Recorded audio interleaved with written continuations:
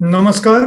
साहित्य तक के बुक कैफे की एक दिन एक किताब में मैं जयप्रकाश पांडे आपका स्वागत करता हूं। और आज मैं एक आलोचना पुस्तक के साथ उपस्थित हूं जिसका नाम है उदय प्रकाश, एक कवि का कथा देश। विनय कुमार मिश्र इसके लेखक हैं। विनय कुमार मिश्र कवि हैं, एक रचनाकार हैं, शोध छात्र हैं।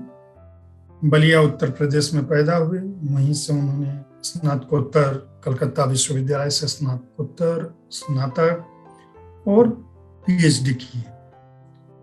साहित्यिक पत्र पत्रिकाओं में लिखते रहते हैं, अध्यापक हैं।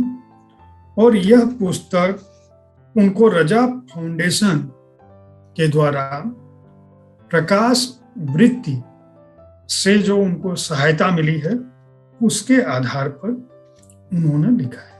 उदय प्रकाश जो जाने माने कवि, कथाकार, रचनाकार और चर्चित साहित्यकार रहे हैं। कई अर्थों में अपने विचारों को लेकर बहुत ही बिंदास रहे हैं, अपनी रचनाओं की ही तरह।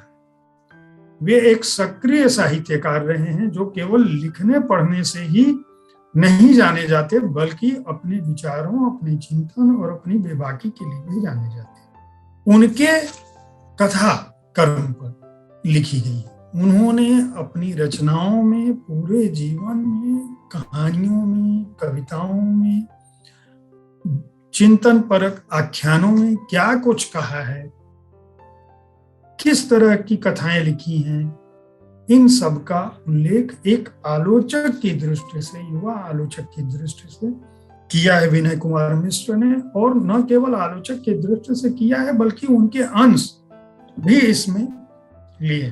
प्रस्तावना में ही वे इस कविता के साथ शुरुआत करते हैं, जो करेगा लगातार अपराध का विरोध, अपराधी सिद्ध कर दिया जाएगा।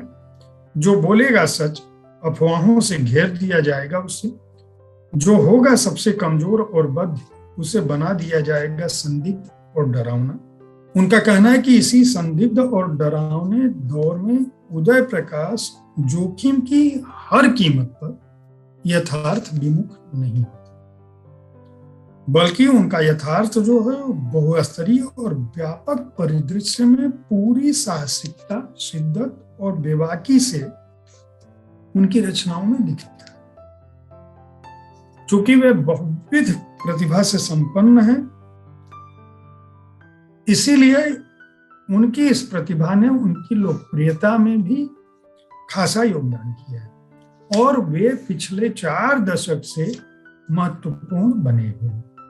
उदय प्रकाश की कहानियां, उन कहानियों में जो उनकी कथा दृष्टि रही, किस तरह उनकी कहानियां प्रतिपक्ष की रचना करती।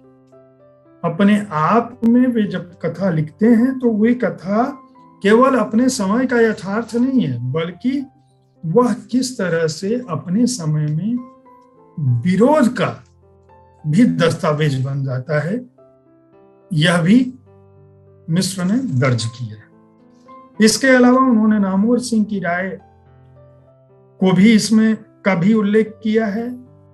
उदय प्रकाश जैसे हुई मुलाकातें और बातचीत का भी उन्होंने उल्लेख किया है। और जो अलग अलग खंडों में उन्होंने आख्यान की देशज परंपरा का कथाकार, नया यथार्थ, नया गल्प, आर्थिक उदारीकरण, सत्ता का त्रिभुज, उदय प्रकाश के कथाख्यानों का स्त्री पक्ष, कला में ज्ञान की भूमिका, प्रतिपक्ष की कथा में प्रतिपक्ष की वापसी, राजनीति में दूसरा और तीसरा मोर्चा, लोकतंत्र में लोक की स्थिति, विकास बनाम विनाश, पर्यावरण संवेदना, एक कवि की कथा, हाशिए की कहानी केंद्र में, मृत्यु का जन्म, कहानी के नए प्रतिमान, 20वीं सदी का अंत और नए शिल्प का उदय, बदलती सामाजिक संरचना, बदलती कथा संरचना, कहानी, लंबी कहानी, समसामयिक रचनात्मकता के अंत आवरण का आख्यान, मैंगोसिल, प्रतिपक्षीय वैचारिकता का आख्यान, मोहनदास, सत्ता विमर्श का आख्यान।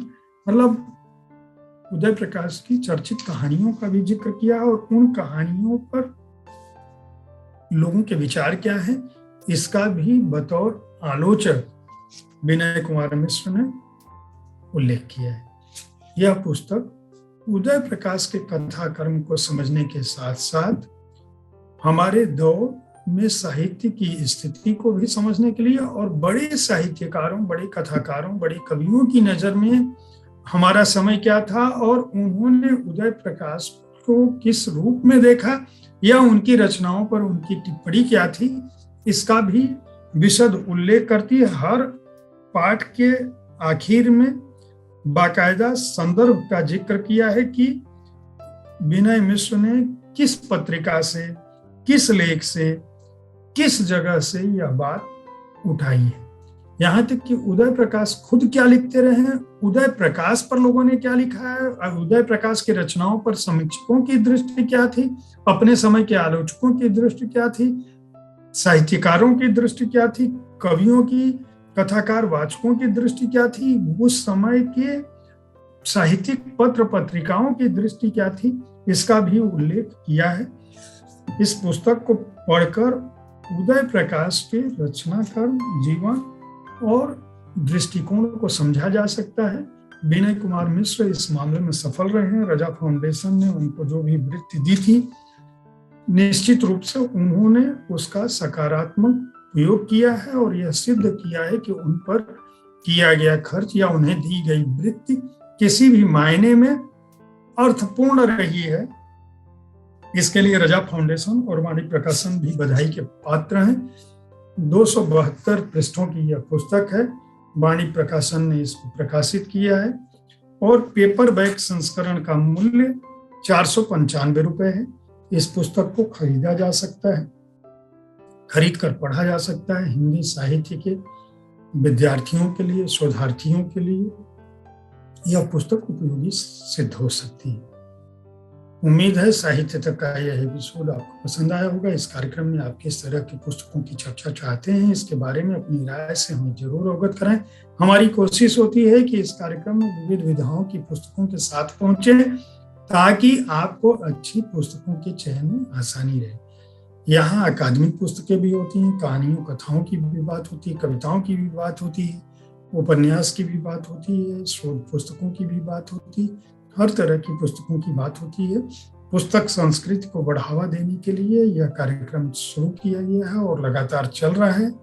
अगर आप प्रकाशक हैं तो आपकी पुस्तकों का स्वागत है। आप 2 प्रतियों में अपनी पुस्तकें हमारे कार्यालय में भेजें। अगर हमारी संपादकीय टीम को यह लगता है कि यह पुस्तक इस कार्यक्रम में चर्चा योग्य है तो हम उसे अवश्य शामिल करेंगे। धन्यवाद।